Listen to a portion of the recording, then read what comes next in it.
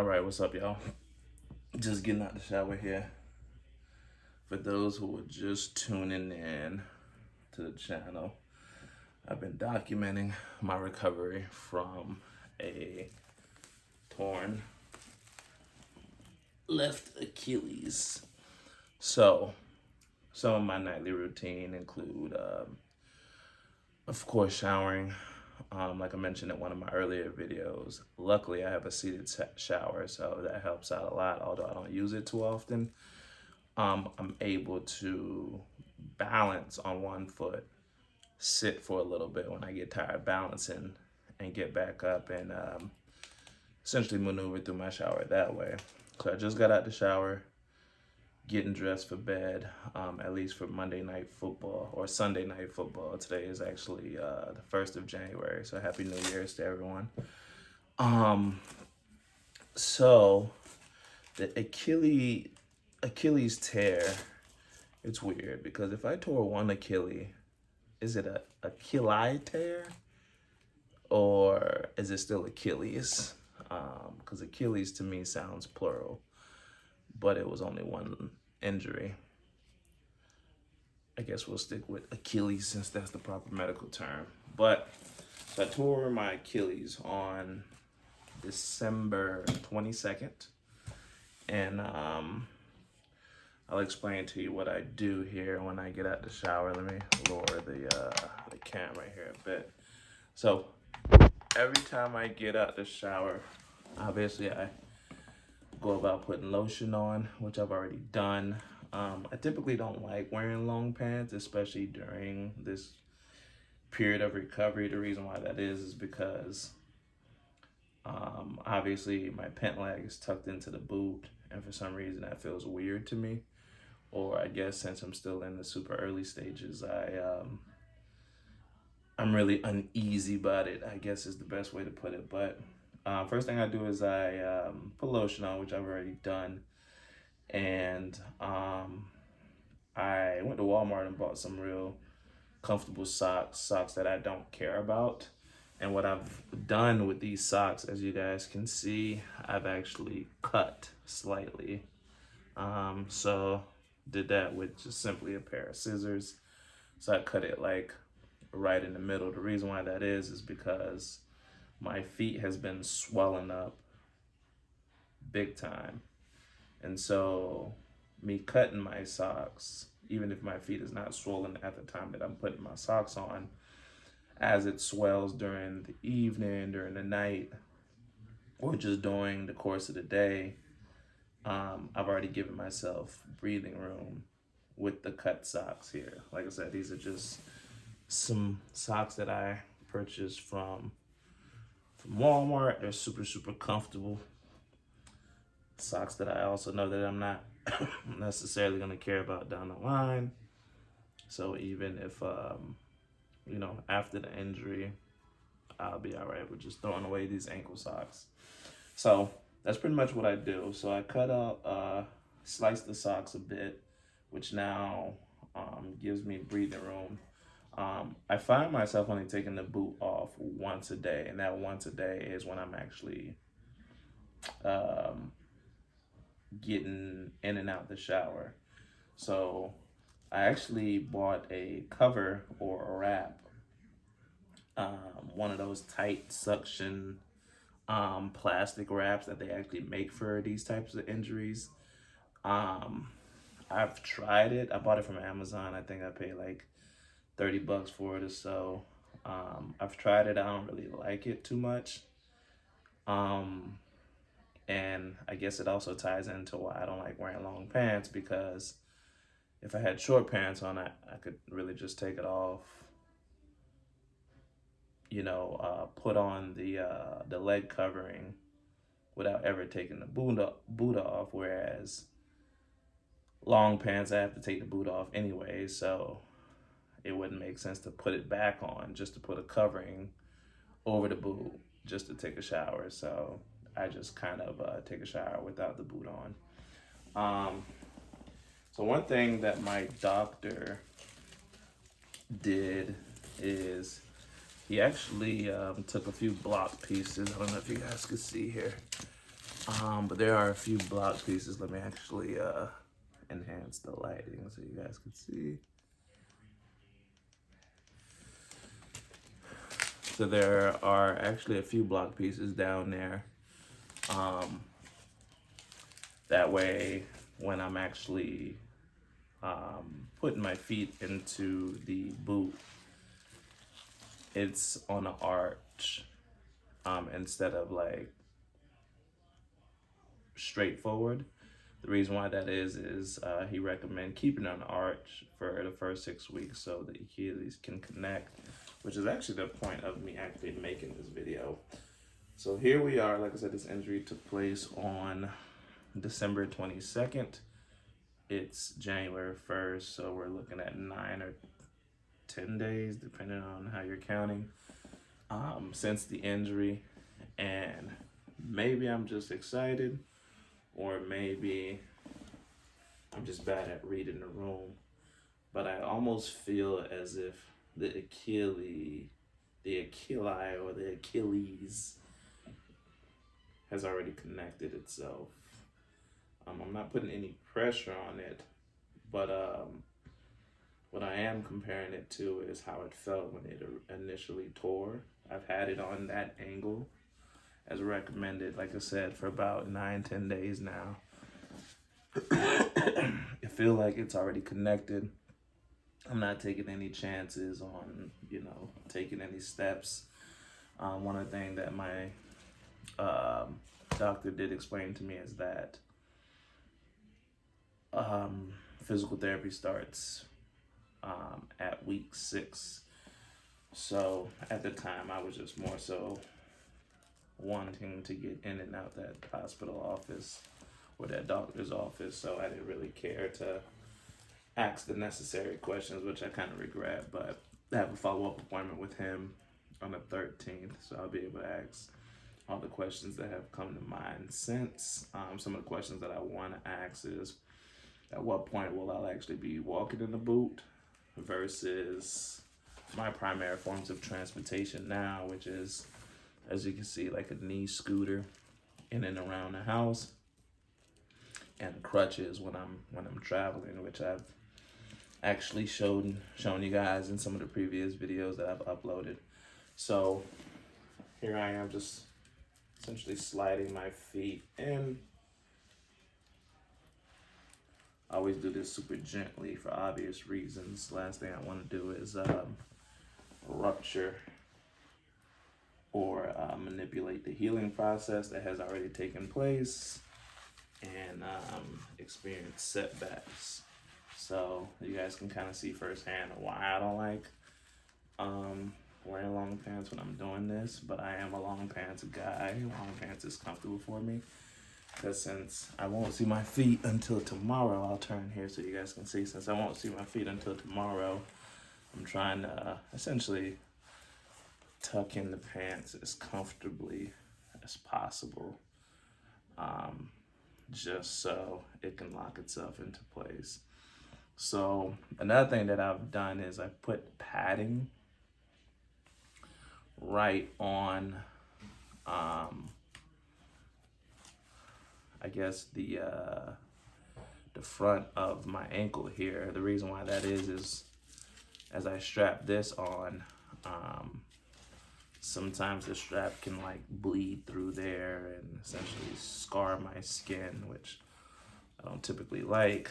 So I place the padding here, and the goal is to essentially strap it in as tight as possible. I always start with the bottom strap here, and then work my way up to the top strap. So I try to tuck it in as tight as possible.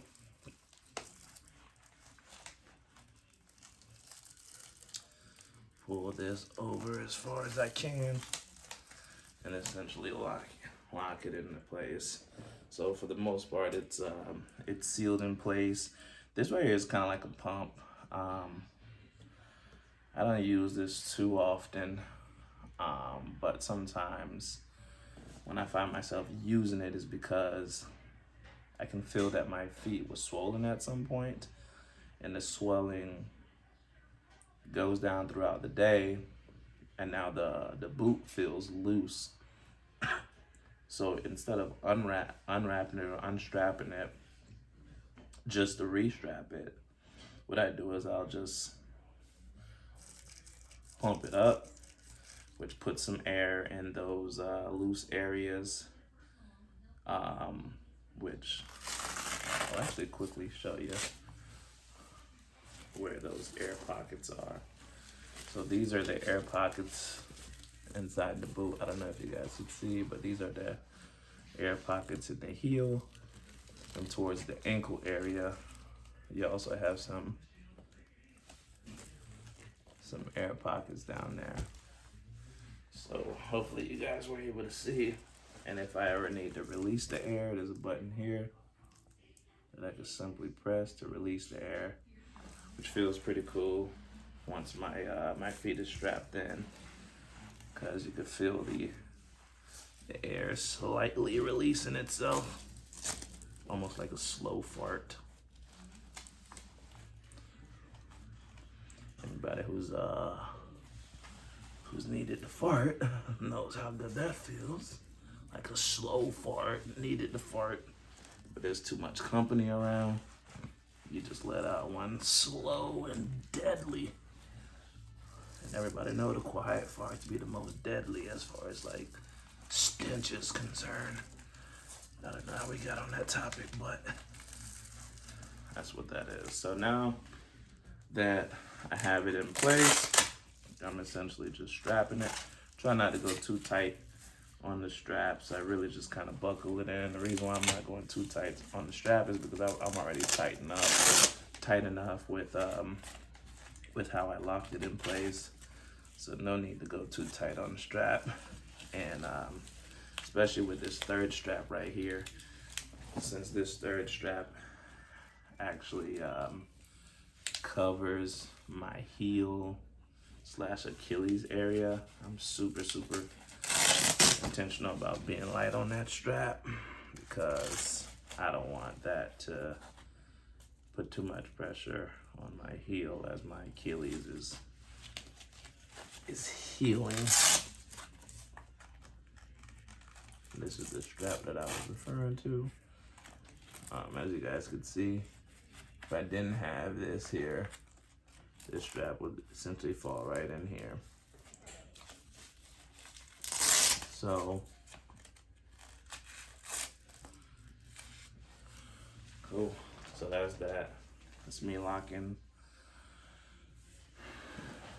my boot into place. I'm picking the camera up here. That's me locking my boot into place for the remainder of the evening. And yeah.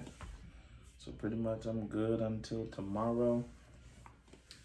These days I don't even care to wear matching socks. So right foot gets a white socks as far as I'm concerned. And that's that.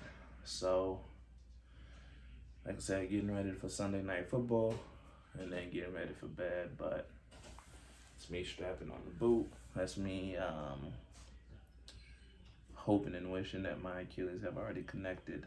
And that's me giving you guys a day 9, day 10 update on the healing process. So next video I might upload, pretty much gonna tell you about the book that I'm writing. The book that I'm writing right now is called My Achilles Heel. It's a play on words, but essentially the book is gonna kind of recap some of the things that I've been reading and been studying in this Faithful and True workbook by Dr. Mark Lasser. And I don't know if you guys can see the subtitle. It talks about sexual integrity in today's world. So if you guys are smart enough, you kind of piece that together. So my entire life, my Achilles heel has been my lack of sexual purity, my lack of sexual integrity. And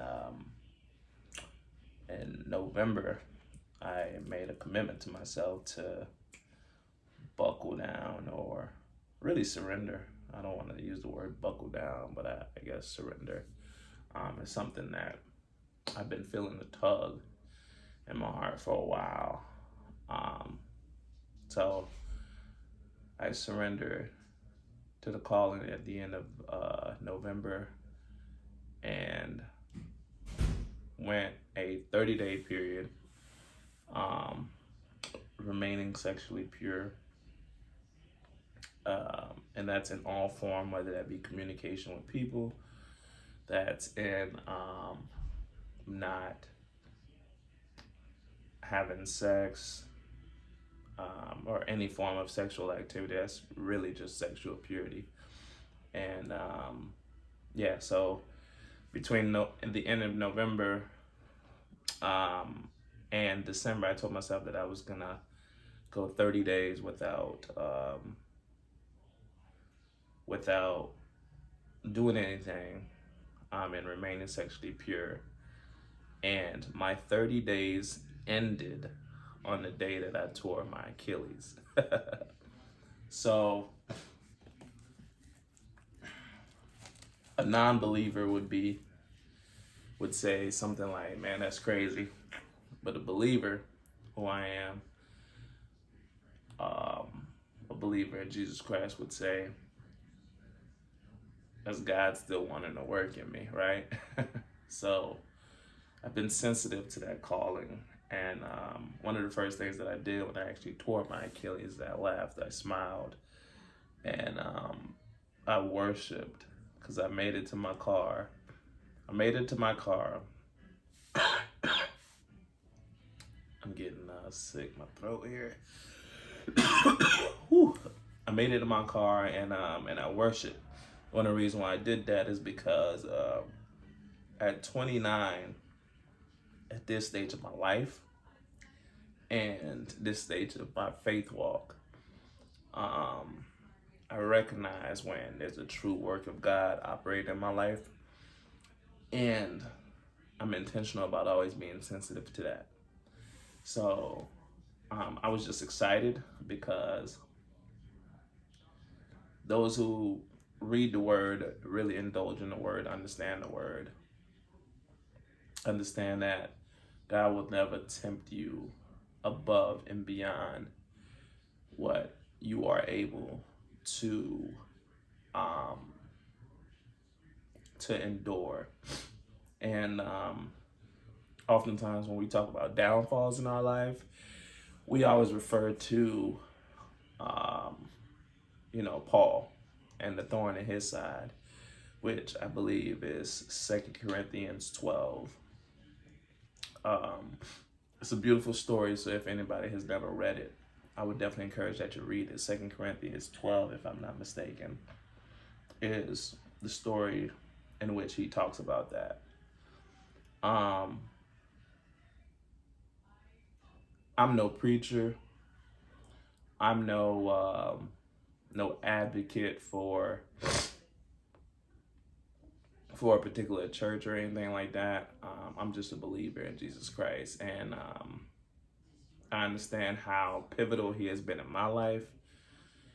And every chance I get, I'm always going to glorify his name. So this is a part of me just documenting my journey. I'm really just speaking out loud now.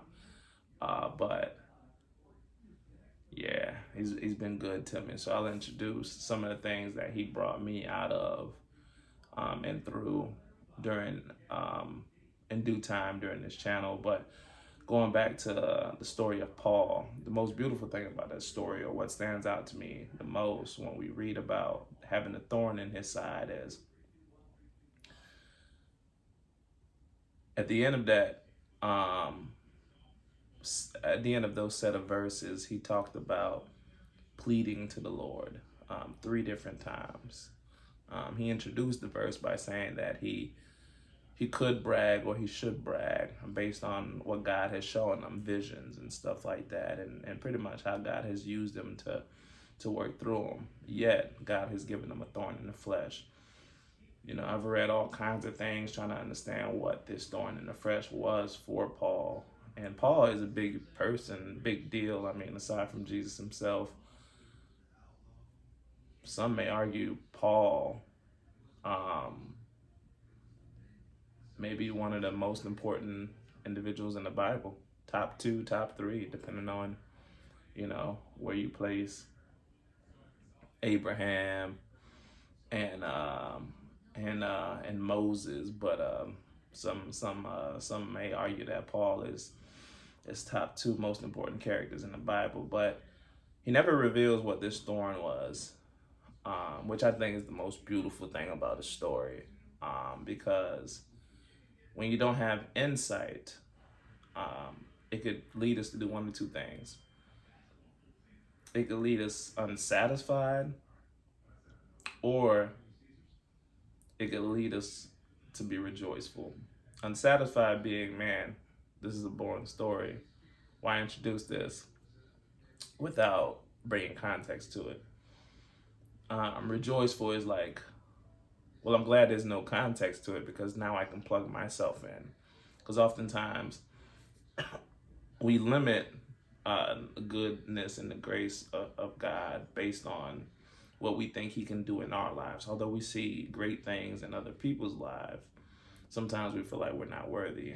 I always choose to be rejoiceful when I read that particular passage because I plug myself in. Like I said, my entire life, sexual purity has been the point of the thorn in my side. And sexual purity is just watching porn when I was a young boy, being introduced to that early, finding myself indulging in women before marriage, finding myself indulging in multiple women at multiple periods in my life, bringing that level of sexual impurity into my marriage, being unfaithful in my marriage, and anybody who understands lack of faithfulness know it comes with lies naturally, because you think what you want to do is you want to cover up and not hurt the people who love you or who are around you, but your actions is what's hurting them.